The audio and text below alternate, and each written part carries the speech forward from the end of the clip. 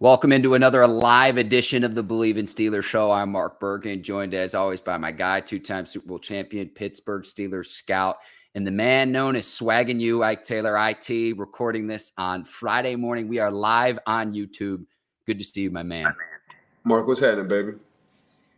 Steelers going to look to regroup in week 2. We have a loaded show. Talk about the Jets will do at quarterback now that Aaron Rodgers is out for the season. Talking about grass versus playing on turf. Also the Eagles over the Vikings on Thursday Night Football. But Ike, speaking of prime time, we got the Steelers on Monday night hosting the Cleveland Browns.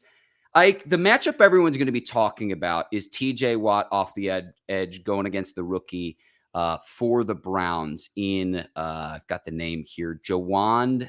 Hang on, he's the rookie out of Ohio State. Give me just a second. I'm losing it in my notes. Dawand Jones. But to me, the Browns are going to put a lot of time and attention to this matchup, meaning if it's Alex Highsmith one-on-one against Jedrik Wills, if you have DeMarvin Leal, if you have Keanu Benton, they're going to get one-on-one matchups that they need to exploit because of the attention Watt is going to garner. That's what I'm watching in this one as the Steelers try to slow down Nick Chubb and the Browns running game. Yeah, they're going to be concerned about TJ Watt, Mark, but they're going to come in the same game plan what they did last week. His name going to be Big Chubbs. They're going to run Nick Chubbs. Cam is out. One of the founders sitting in the middle.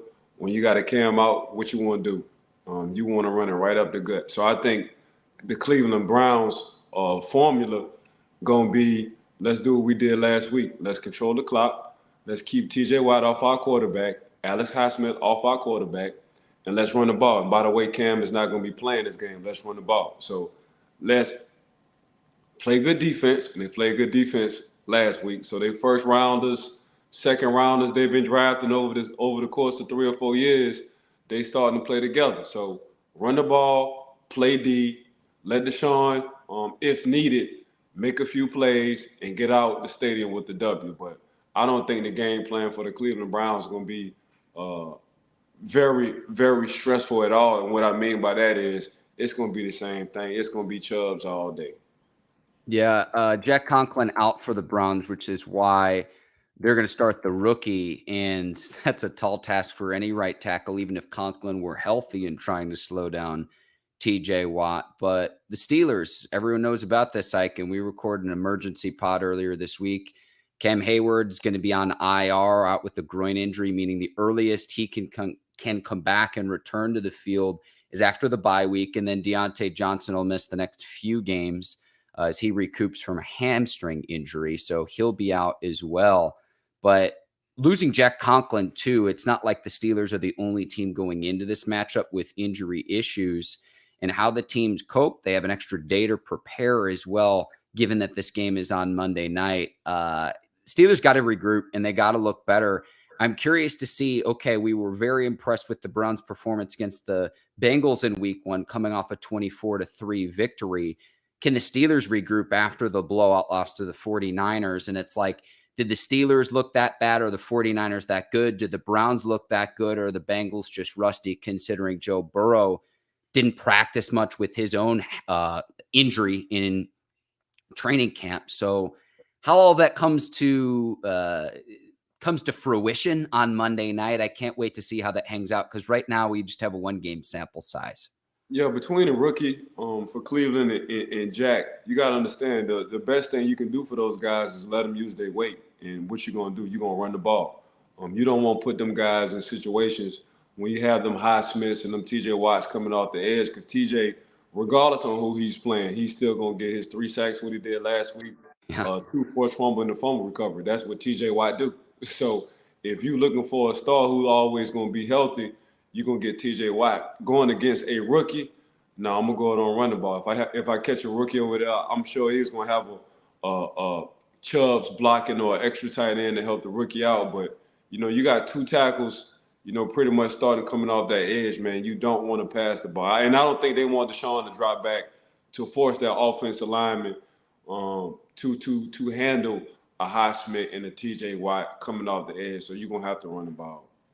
Yeah, That's going to be huge, and that was something the Steelers couldn't do in week 1. Only 10 rushes, 41 yards. They had to abandon the run because the clock then became a factor when it's a 2-score game or a multi-score game. Now, the Browns haven't been 2-0, Ike, since 1993. That was the year I was born. So the Browns have it's been a long time since they've been consistently good. I know Browns fans might be watching this and say, Mark, don't you remember the playoffs a few seasons back? I do. But the Browns typically don't start out hot. And again, haven't been 2-0 since 1993. The Steelers are at home again at Acrisure. I didn't expect the Steelers to win against the 49ers. I also didn't expect a blowout. I do think they'll regroup in week 2. But I think this is a must-win game for the Steelers. And people are going to say, in week 2, how is that?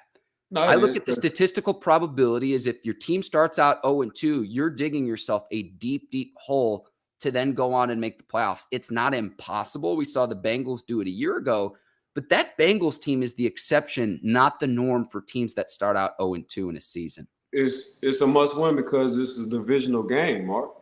You sweep your division, that's an automatic playoff berth. Or you come number 1 in your division, that's an automatic playoff berth. So yeah, for the Pittsburgh Steelers, that's why we draft the way we draft. We draft for our division.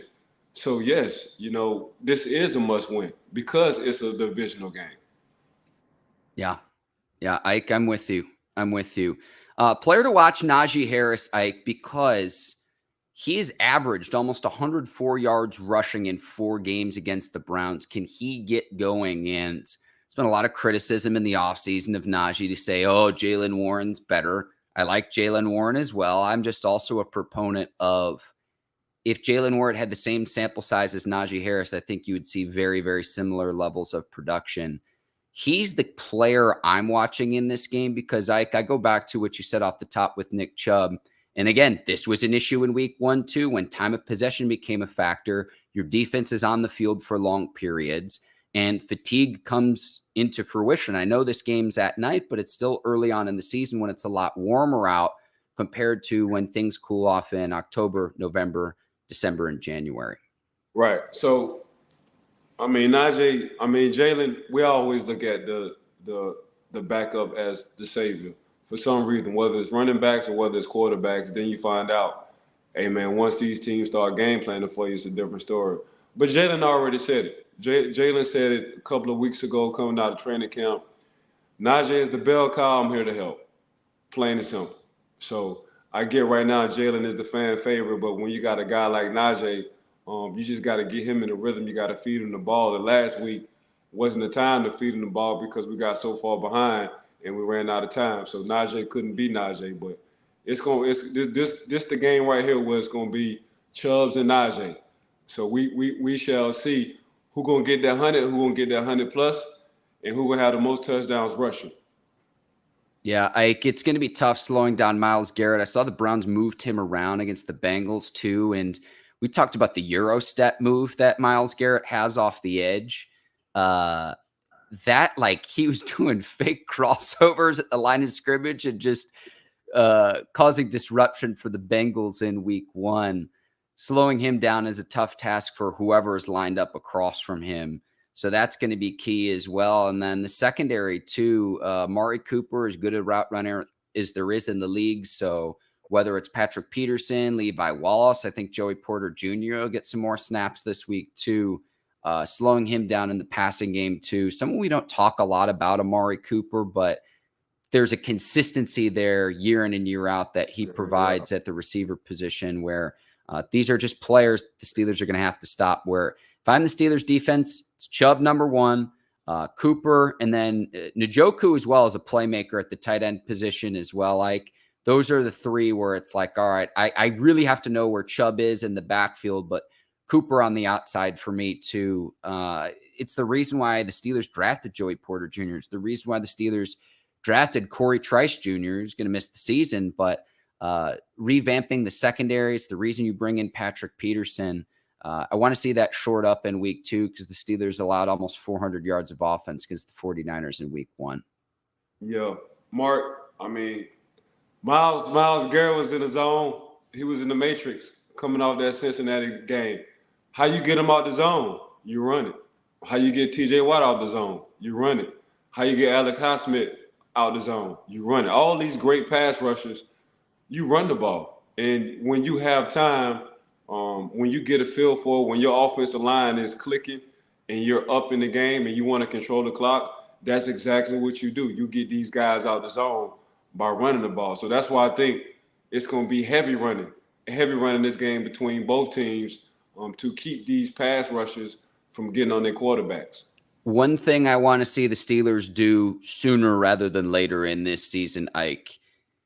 Matt Canada taken over as the OC in 2021. He was the quarterback's coach before that under Randy Fichtner. During that time, the Steelers offense hasn't had a 400-yard game.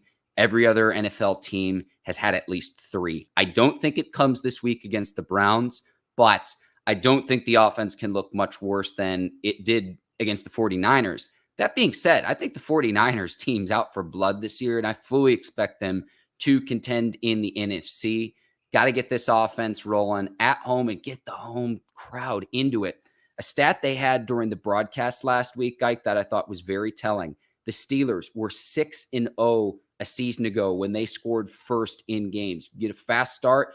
A lot of these are cliches, Ike. You can say them about a lot of football games, but the Steelers were 6-0 in games last year where they scored first. They score first on Monday night. I like them to take care of business against the Browns. Yeah, I mean, to rewind what you just said, San Fran got a heck of a roster, and San Fran, they got a lot of stuff on their mind, and it's bad intentions, you know. So San Fran style is a little bit. When I look at San Fran, I think of our defense in 2005. When I look at their defense, just straight bullies. Wow, just straight bullies. So when you're a game away from going to the Super Bowl, and the only reason why you didn't make it because your starting quarterback tore his elbow, it's a reason why. Then your starting quarterback I think he's 7-0 since he's been a starter so far. Brock Purdy, he's 7-0. So when you just look at it statistically, when you look at the genius of Kyle Shanahan, when you look at the roster on that defensive side, and what I mean on that defensive side is, you know, you got a general manager who once played in the Hall of Fame safety, and his style was very violent. So when he's drafting, guess what kind of guys he's drafting? He's drafting very violent guys, whether they're on the offensive side or defensive side, but especially on the defensive side, Mark. So we can't forget, San Fran was 1 game away. So that means we have a few things we need to work on. You couldn't pick a better team to play, so say, than San Fran that first game, but San Fran just let you know where you was at. Coming back to the Cleveland Browns, Mark, like I say, it's that divisional game, bro. Yeah, You want to take care, and we call that home. We call division home. You want to take care of home first. It was a litmus test game in week 1, Ike, and I thought last year's blowout losses against the Eagles and Bills was behind the Steelers group. But I want to put it to you very simply about how highly I think of the 49ers.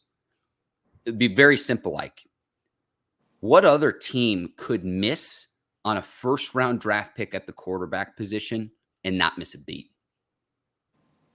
In all seriousness, and that's what Brock Purdy's been able to do. If Brock Purdy is like a B minus at quarterbacks, every single position group, it's just like, oh, that guy's a dog. That guy's an all-pro player. That guy's a Pro Bowl player.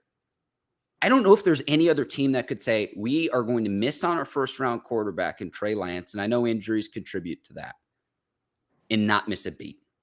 Yeah, I don't know if there's another team. I don't think there is. You got to understand, too, Mark. When your head coach is a former, when he's been around football all his life, Kyle with his dad,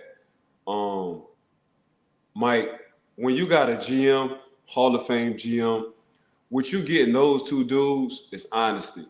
So they ain't got time to be BSing each other and BSing the team. So they understand and they see what that locker room look like. So when it's, you know how hard it is to be like, I missed on this one. Like when you're honest like that out in the public, with general manager John Lynch and Kyle Shanahan was like, look, we missed on this one. They traded up to get him, didn't they? And they missed. They traded up 2 spots. They I think a first and a third. And but That ain't the point. The point that you can say I missed on this one. There's not too many GMs and coaches because GMs and coaches want to be right all the time. They came out publicly and was like, "Yeah, we missed on this. We found one late, but we missed. We missed on which trade the best, but we missed on them." Man, you know how hard that is. You know how much of a man you have to be, letting your ego and your pride aside and say publicly, "We wish the best for Trey, but we missed on this one." Because at that level, everybody wants to be right, and they will force the issue to make themselves look right, and that will hurt the team in the long run. And But let's double down on that too, Ike, at the quarterback position as well. Not just any other position, the quarterback. Yeah, but when you got a Kyle Shanahan, and I think Kyle understood what it was when he was with Atlanta, when they was up against the New England Patriots, and instead of running, I think it's still in his mind when he was the OC. I think it's still in his mind when they lost that Super Bowl against the Patriots, when all they had to do was run the damn clock out because all you get is 3 timeouts. You come out with that W. From that point on, I personally think Coach Shanahan was like, if I do get a head coaching job, I'm gonna build this team. I'm gonna build this team exactly how my dad built his team. We're gonna run the damn ball, have good tight ends, Shannon Sharps, Kittles, TD, McCaffrey, and a good O-line and a quarterback who is manageable, who can move around a little bit with a hell of a defense. So I think Kyle was going into the wave as let's go points, let's go points, let's go points, let's go points, let's pass the ball. And then he just had to reflect back like, how the heck my dad won Super Bowls? Running the down ball, playing good defense. And that's and guys who are violent, whether you're on the offense or defensive side. When you see Brandon Ayuk blocking down the field, we already know what Deebo Samuel is bringing to the table. You already know what Kittle's bringing to the table. It's an attitude. It's the attitude. Then when you see Fred Warner coming and shooting the gaps and looking like a heat-seeking missile, it's an attitude. You get the defensive player of the year. It's an attitude. And both, it's an attitude. So you draft attitude. You want guys to be violent. You only get them kind of guys when you got a GM who played that way.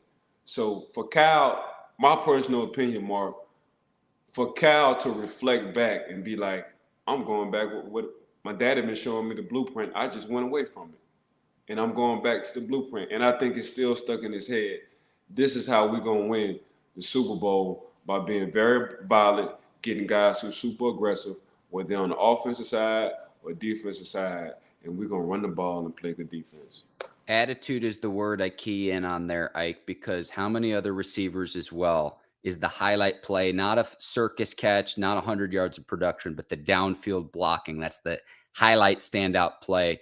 And Brandon Ayuk caught all 8 passes thrown his way as well, but it was the downfield block on McCaffrey's long touchdown run to open the second half in week 1 that really put that game away against the Steelers. Before I get to my pick, Ike, we're going to tell our listeners and viewers about BetOnline.ag. They'll take care of all of your NFL gambling needs this season. Head over to BetOnline.ag today. Player props, game spreads, over-unders. BetOnline.ag is the place for any of your gambling needs, Ike. 365, 24/7, or regardless on what sport you want to bet on, but y'all make sure y'all go to BetOnline.ag. And you can see the promo code on your screen right now, BLEAV, to receive your 50% welcome bonus on your first deposit. Bet online, where the game starts. Ike, I'll go to my score prediction for the Steelers-Browns game in week 2. I got the Steelers taking care of business at home, 20-17. I think it's going to be a ball control game. Which team has better time of possession? Which team can run the ball more effectively? It's a tall task against Nick Chubb, but Najee Harris has played well in his career against the Browns, and I expect him to get going early. And the Steelers to commit more to the running game, a lot more than they did in week 1. Again, only 10 rushing attempts in the opener against the 49ers. Not really a recipe against a 49ers team to have success, but when you're facing a deficit in this one, I think controlling the line of scrimmage, getting Kenny Pickett comfortable, I do think the Steelers take care of business at home, and I think they win by 3 on Monday night. make sure y'all go to BetOnline.ag to bet on the Steelers and the Browns game.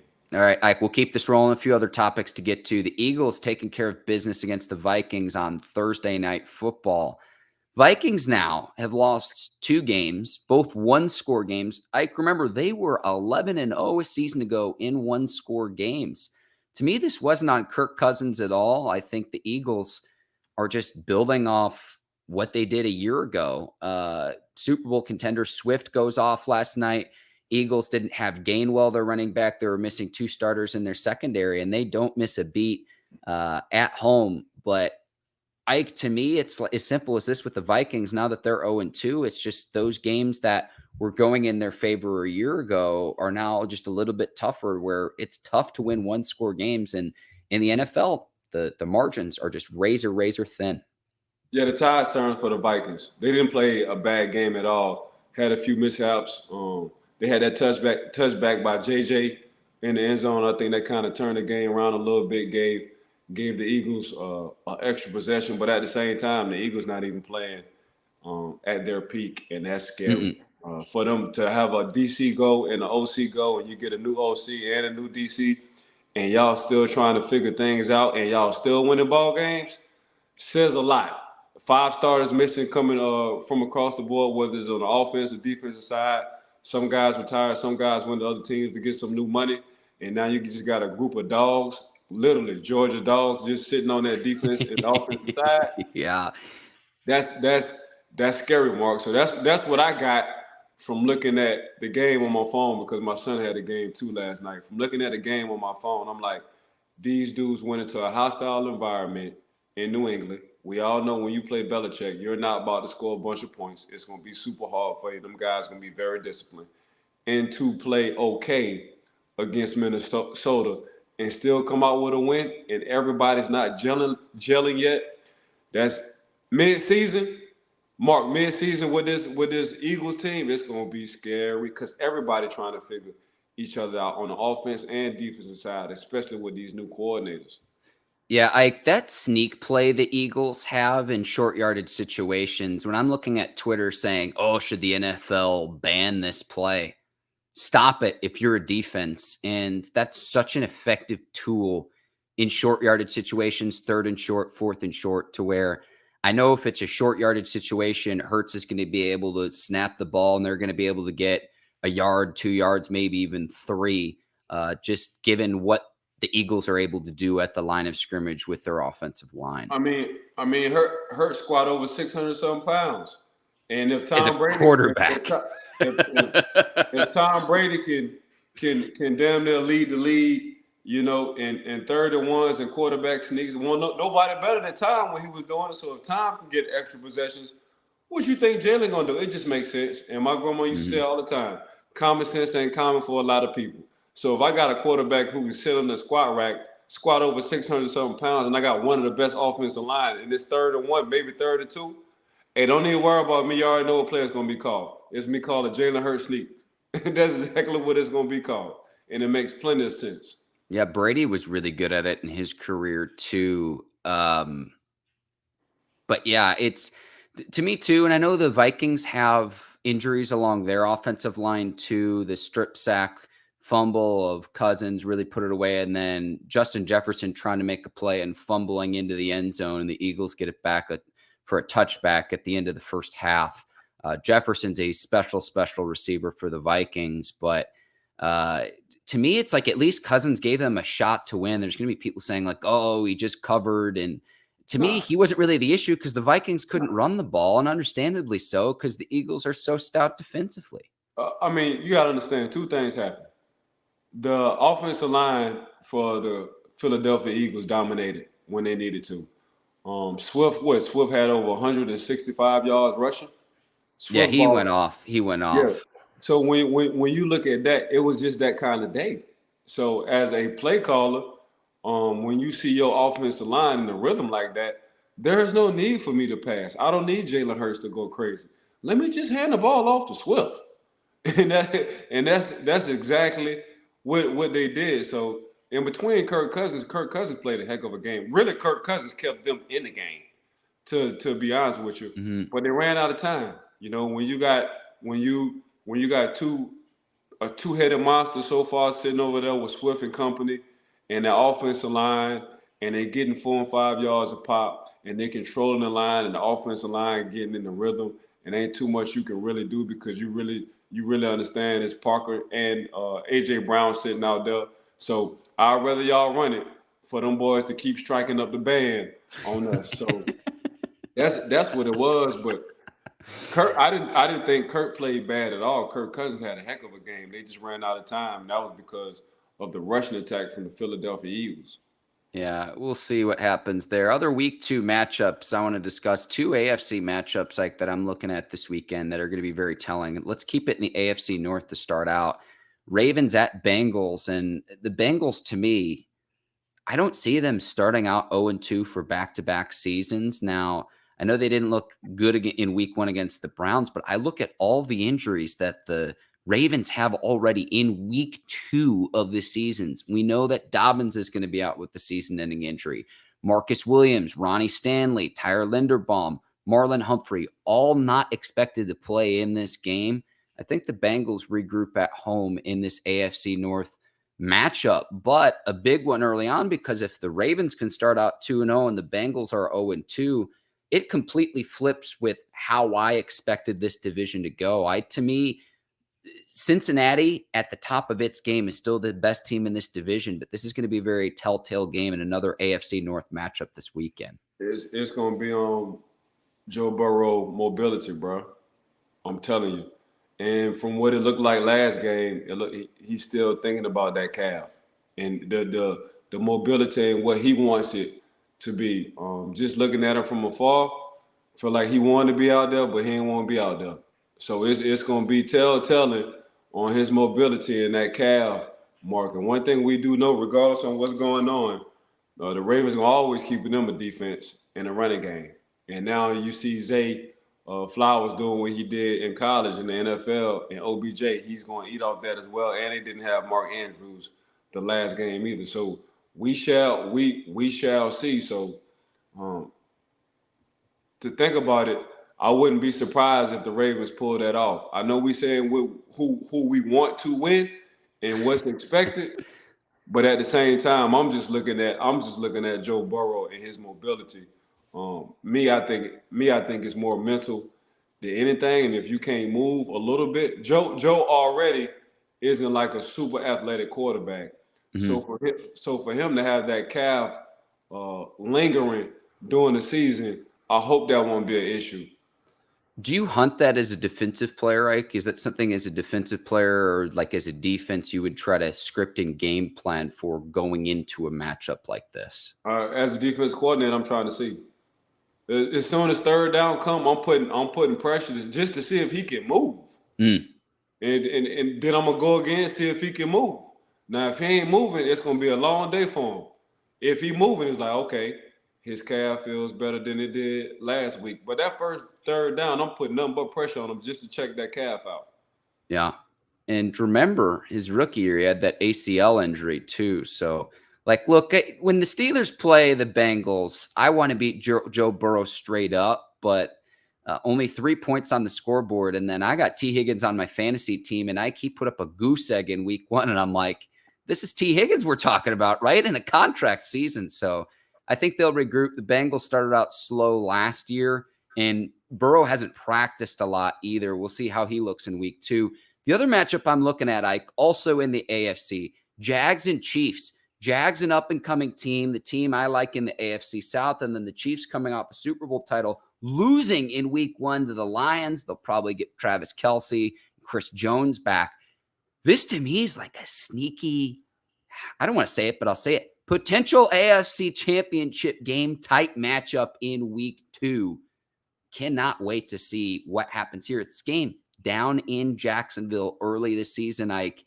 It gets hot in Florida. It's still very hot in September. So how the Chiefs and Jags match up, that's the other matchup that I have circled on my calendar on Sunday. Man, Patrick Mahomes is going to always be Patrick Mahomes. As long as you got Patrick Mahomes, you got a chance. It's going to be up to the receiving core now just to catch the ball. So the receivers catch the ball. Hopefully you get Travis Kelce back. Even if Travis is a decoy, that says a lot. Everybody else will be open. So Pat gonna be Pat. I ain't worrying about Pat. I saw even though they lost their first week, Patrick Mahomes was still Patrick Mahomes. He gave them nothing but chances. The receivers just had too many drops. The receivers catch the ball on this Yeah. one. Patrick Mahomes still at the helm. They got action. You get Travis Kelce back. They got action. Now, on the flip side of that, Sunshine, Trevor Lawrence. You talking about coming to his own, and I've been saying this for the longest. The best thing in free agency this year was them getting Calvin Ridley.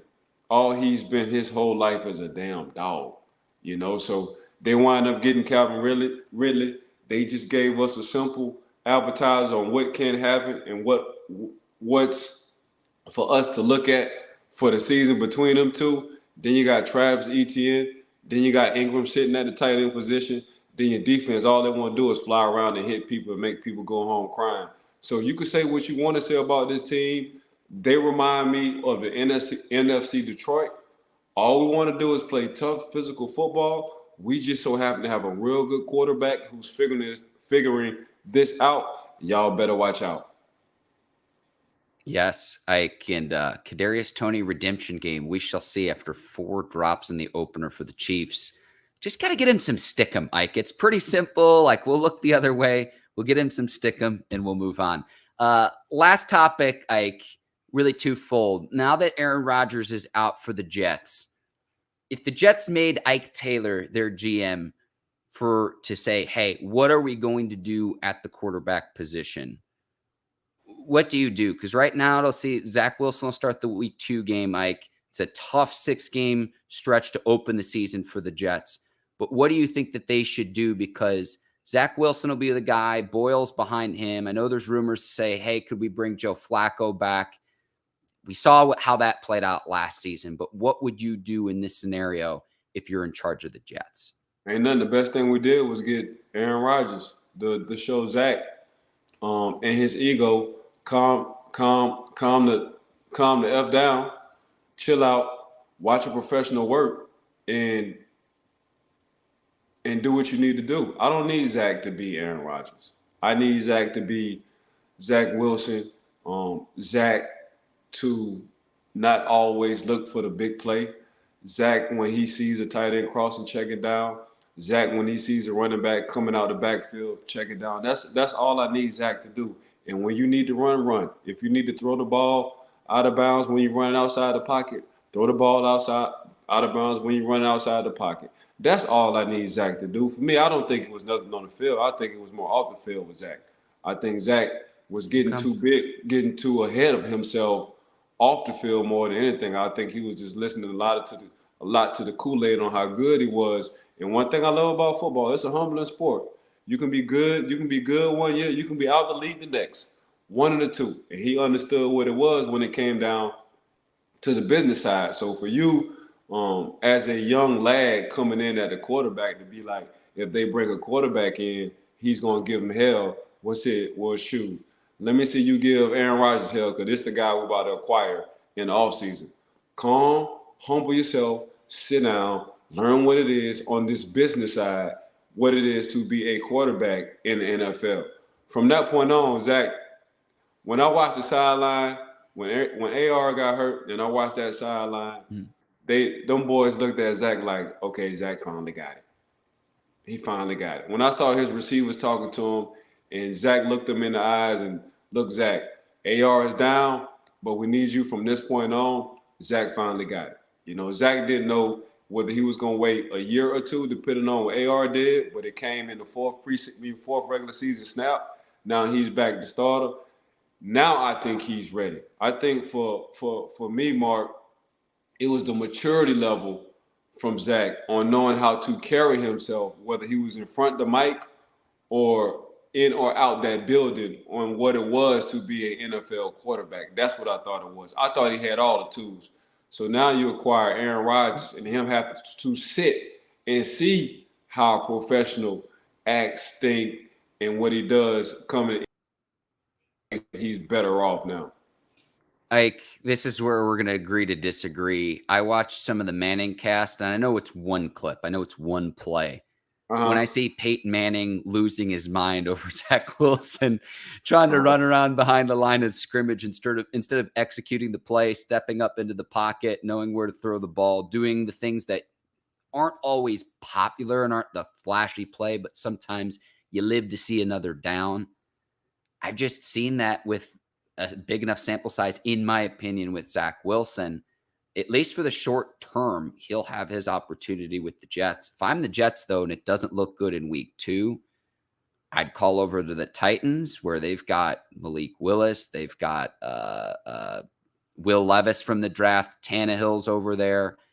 I consider calling the Cowboys because they just traded for Trey Lance. You got Dak, Trey Lance. Hey, what would you want for Cooper Rush? I've heard Jacoby Brissett's name out there. The name you'll hear today, too, is Kirk Cousins now that the Vikings are 0-2. I'm really looking at this week 2 game and really putting it under a microscope, Ike, because this Jets team is just too talented not to at least compete in that division. I don't know if they'll go to the Super Bowl. I don't know if they were going to go to the Super Bowl with Aaron Rodgers, but they have a lot of talent, a lot of different levels of their team. And I just don't want Zach Wilson holding that back this season. So that's where I'm at. And someone in the comments saying sign Cam Newton. There's going to be a lot of names thrown out there, but I haven't seen it from Zach Wilson to this point. And again, I look at what Peyton Manning is saying during the Manning cast. That was very telling in my opinion. Yeah, at the same time, he just I mean, the game plan was Aaron Rodgers the whole time as well. That's so fair. Your whole game plan changed. And then you got to think about it. When we was watching Hard Knocks, what they were saying, offensive line. So of course the man is going to be running around scrambling for his life. It was an issue where Aaron Rodgers was starting. It's going to be an issue when Zach Wilson is starting. So I'm with you there, Ike. I'm with you there about the Jets line. I'm with you. So time will tell. Will we use more tight ends? Will we go to a 12 personnel now to help out, and we'll figure it out on third down? Or we just gonna put all our chips on the table and say Zach take over? I don't think now they're going to say Zach take over. I think it'll become more of a 12 personnel team. Mark, make sure you get comfortable, get them in the groove. Then when we need on these third down situations, let Zach be Zach, and hopefully that's a good thing. Ike, really quickly to wrap the show, a lot was made about Rodgers' injury with the Achilles on playing on the turf at MetLife. I wanted to get your perspective, given that you played in the league for 12 years, on the differences between playing on natural grass versus playing on turf. And then like that grass. I'm so glad Pittsburgh drafted me, and we was at Heinz Field at the time on that grass.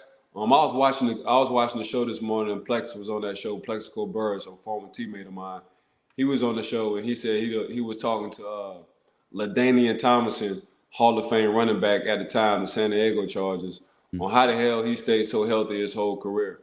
LaDainian broke it down to him and said, man, in the AFC West, all our fields are grass. So when you're in grass, when you hit the ground a little bit softer. When you're in grass, when somebody tackles you, the foot don't get stuck in the ground because the grass gives like how it would with a turf.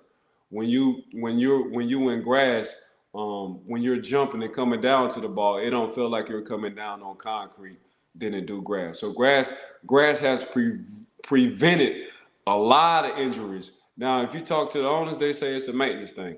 But hell, Mark, we talking about billionaires. So y'all want to call it what y'all won't call it on what y'all won't call it. So grass is an issue every year, but having a $600-700 million yacht ain't an issue at all. I get it. That's a whole nother story.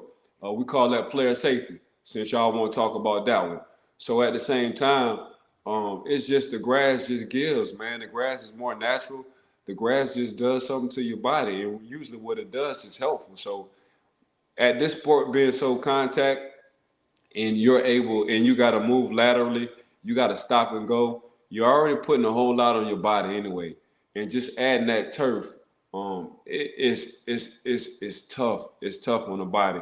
For maintenance issue as an owner, it's no hassle. You just lay it down and you good. But for us as players, it's hard on the body. But what Plexico Burr said earlier, him talking to LaDainian Tomlinson, Hall of Fame running back from the San Diego Chargers at the time, where he said on why he think his career lasted so long made plenty of sense, and it's because of playing on that grass. Makes a lot of sense to me, Ike. And when I see that they bring in natural grass, even on turf surfaces for like World Cup, European style, The whether it's reason why. Premier League, other The things, it's reason. like, why are we not doing this It's the for same sport, Mark. American football and football. It's the same. You're doing the same movements. It's just soccer. Not they don't have helmets and equipment on, and they're not hitting each other. But as far as like lateral movements, vertical movements, it's the same thing, Mark. the It's one? the same Yeah, thing. and the one thing I would say, Ike, would be if the grass isn't well maintained, then I would prefer playing on turf. But again, when you're talking about billion-dollar organizations, that should not be rocket science to figure out of, hey, what do we need to do to make sure that this field stays in decent shape for 8 home games, 9 home games during a regular season. It's not like they're even playing every single day or even every other day for that matter. Ike, terrific perspective there. We have to wrap. We're up against time. I want to thank you, the Bleav Network, today's presenting sponsor, BetOnline.ag. Please go like our YouTube page, subscribe wherever you listen to your podcast to the Bleav in Steelers show. Ike, you're the absolute best. And if there's anything else I've left out, please feel free to take off here. I want to thank you, Mark. Always a pleasure doing business with my brother. One thing to Bleav in Steelers podcast for rocking with us. One thing, BetOnline.ag for being with us from day one. Want to thank all the viewers and the listeners for tuning in, man. Anytime y'all got questions, make sure y'all hit Mark and I up, and we'll be sure to answer them. Make sure y'all give us a 5-star. I know how y'all like y'all hotels and y'all food, and we are the same way. We're a 5-star podcast. I want to thank everybody for tuning in. For Ike Taylor, I'm Mark Bergin. Thanks for watching Bleav in Steelers. We'll see you next time. Take care. So long, everybody. Peace.